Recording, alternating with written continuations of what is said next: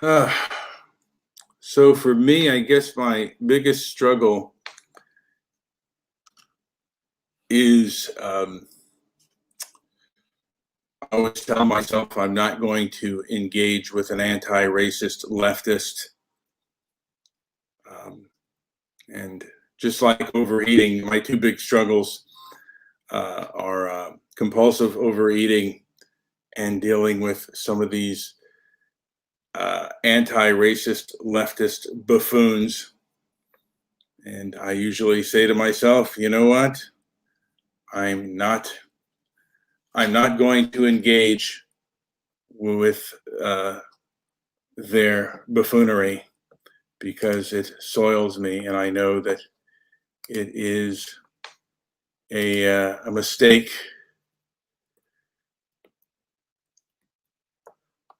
And a concerned troll, if I ever saw one.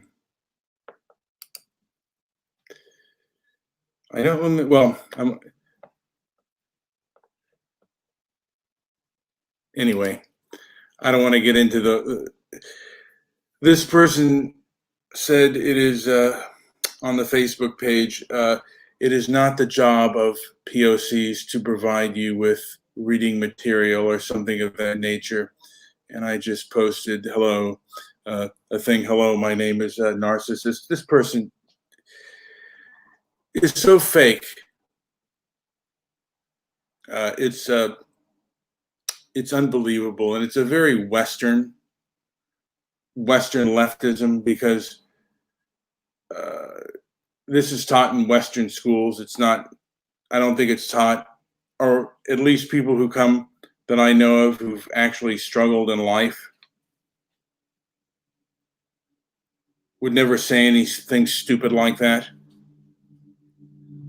I remember when I worked odd jobs, and some of the most real people were like people who, some of the, I don't know if they were recent immigrants, if they were undocumented or documented, but they were some of the most real people I've ever been around. These college people who learn like POC and those terms are the fakest, most self-indulgent, toxic people I've ever witnessed. And yeah, it does bother me. I was gonna, in my mind, I was gonna relay a few stories, and hopefully they kind of tie in. Yesterday, I did a show, and I talked to. I think I briefly talked about two gentlemen, one white and one black, and both men have struggled with homelessness, and I pretty sure the white person, he struggles with mental illness. But they both had very hard lives, and I actually feel more for the white homeless man than the black. I mean, the black homeless man than the white homeless man, just because I think he's kinder. Both have extreme views on race. One is, pro black and kind of black militant. Like if you ever look, he has a Facebook page and a Twitter, and it's really pro black. And the other one, he doesn't have a Twitter page, but he's very, pro white rights and this and that. But both of them have struggled within their lives. The white person is older. He had I guess his story is he had a black stepfather that abused him and treated he married his mother, and he treated his half siblings better than him and his siblings by the mother that left the family. And he even said that the stepfather raped the children. But I don't know if I can actually believe this person, because he tends to, like, if he has a person he comes into conflict with, he'll exaggerate and make up things about them. So, I don't know if that is even true that the stepfather did that. He may have been harsh, but again, right now he's living a very harsh existence. He is homeless. Um, his behavior. He's been kicked out of the. He used to belong to a gym that I belonged to, and he got kicked out because of his behavior. And the gym actually has changed ownership.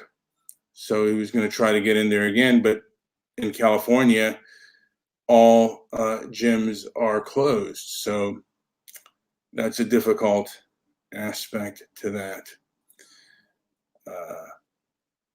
So he's been struggling, and he recently got into an argument with a Latino gentleman, and of course he called him a Mexican guy. This Mexican guy is trying to fight me, and he will often, because of his mental illness, he will, or I should say what I perceive to be mental illness, he will start fights with individuals because he's going to do things and behave in very selfish ways that are like, you live in a crowded, this is a crowded city, and you're going to run into people, and there's going to be problems. And he reminds me a lot of my family members that have mental illness and difficult situation all the way around. And I try to explain things to him, like how he can make situations a little bit better, and I've actually loaned him a few dollars. And then there is the black gentleman who is also homeless. I knew him through a work situation, but he's had he seems to, like, his hard life seems to be a little bit more real. Like he lost his mother at 5 years old, and his father was a drug abuser, and he's never had too many people look out for him that much. And this man, in my opinion, should, in this country, with the money that we spend on homelessness, should not have been homeless. It was wrong. And you know what? I don't know where he is now, but if I saw him, I would give him some money of mine, just because as someone who's, I mean, I lost my mother at 41, and I lost my father at 47. Like I said, it was a hard thing. I couldn't imagine losing my mother at 5 years old. And he also has, I think he has a little bit of a disability where he, can't necessarily compete with the job market. And like I said, there's no reason for a man like that to be homeless. It's in this country. Now, I mean, other countries, they're third world, and you're on your own, and they don't have the infrastructure or the resources to deal with this kind of thing.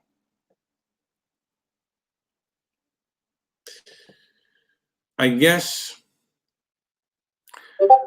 for me right now, my biggest struggle, of course, is this pandemic. I have to wear a mask wherever I go. And right now, there is a struggle for me with anti-racist leftists who are very vindictive and don't believe in freedom of speech. They're very authoritarian. And part of me wants to, like, hey, I want to clap back and say things back to them. But I know that they have, to a degree, the power of the establishment. And also, it doesn't do any good to talk to these individuals because they're not going to hear anything you have to say. And today, I just noticed on my Facebook page, this person said something so outrageously what a fake and phony person says that I had to just put out the word narcissist. I don't know if they're a narcissist or not. I'm not diagnosing them, but that's a very narcissistic thing to say. And just, it's a thing. I guess they teach this kind of egocentric nonsense in college, and a lot of people become ego victims. I mean, if you have access to the internet, you could see real victims. There are billions of people around the world that would love to be any kind of American, and they would take all your problems and then some. You tell me you have problems, I say, compared to what? I know that my problems, the two homeless gentlemen, the black homeless gentleman had 2 strokes. My problems do pale in comparison. Even though the loss of my parents is difficult and it's kind of grief stricken, I mean, it's any breakup that I've had with friends and stuff pales in comparison to that.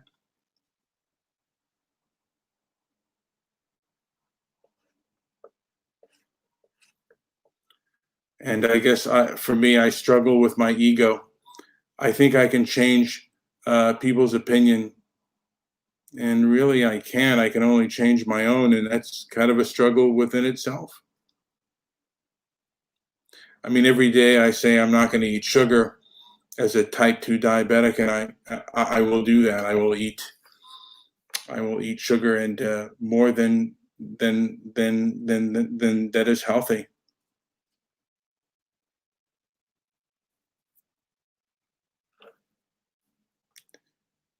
But right now, I guess for me, and it's not that big of a struggle, is like to get my word out and to get my message out.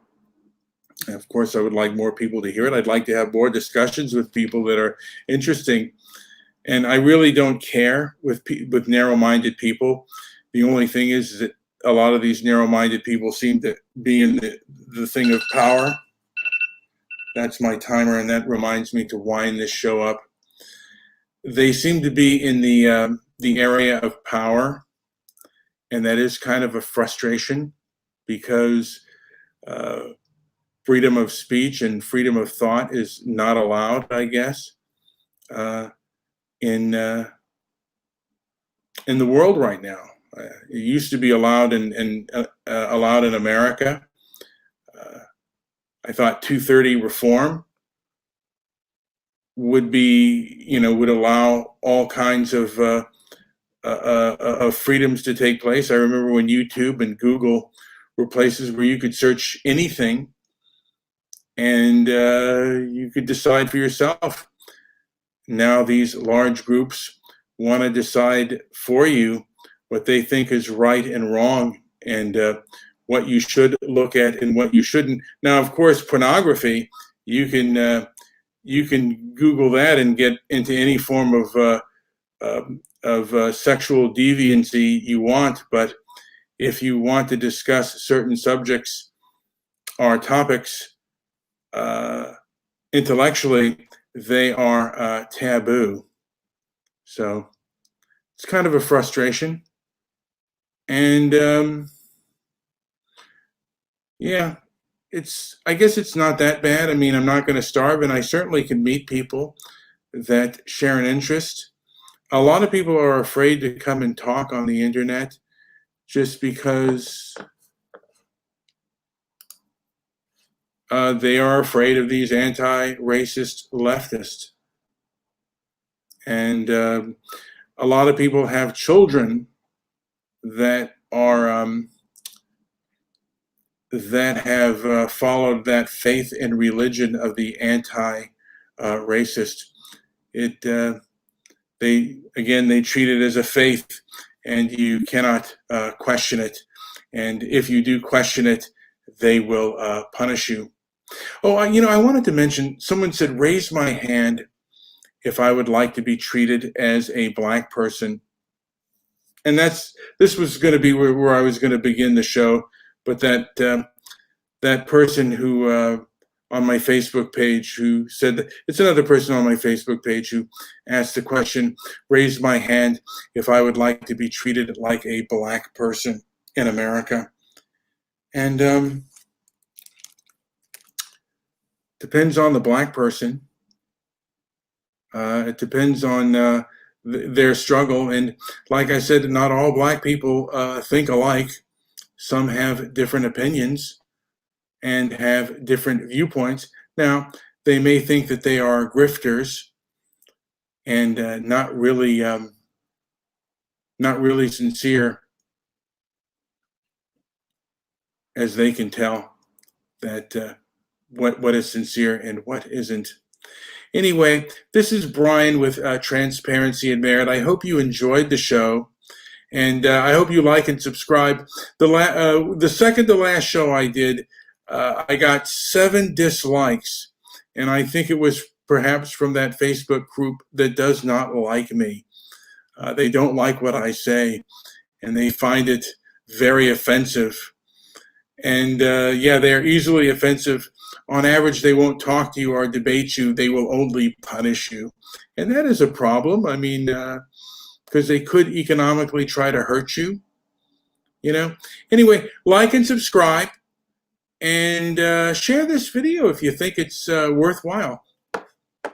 Thanks.